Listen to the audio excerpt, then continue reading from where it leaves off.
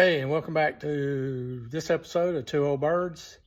Today we're going to work on changing out the 250 amp, I believe it's called a mega fuse, that runs from the shunt board back to your inverter.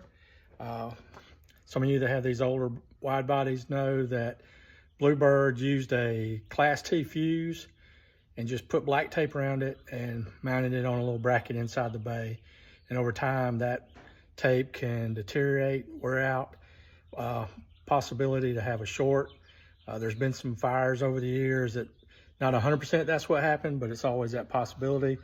And with today's new technology, we're going to update it to a Blue Seas system bracket, which you'll see a lot of other birds have been done that way. But we just want to make a video of it, show you how it's going to go, take some pictures, and hopefully help you somewhere down the road with a safety issue.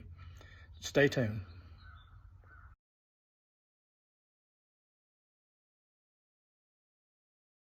Now my bus is a 93. It only has one of these fuses. It is this fuse right here.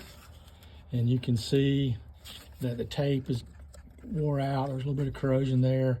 And that's what we're going to change out. Some of the later model buses will have two of these.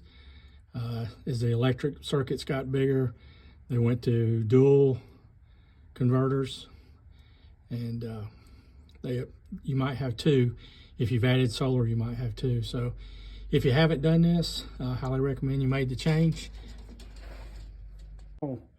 Okay, so we've relocated. We put in the Blue Seas Class T fuse box, moved it right here, mounted it on this panel.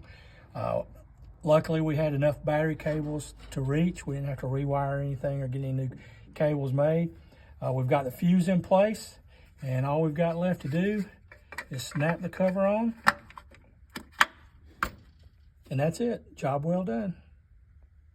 See you next time.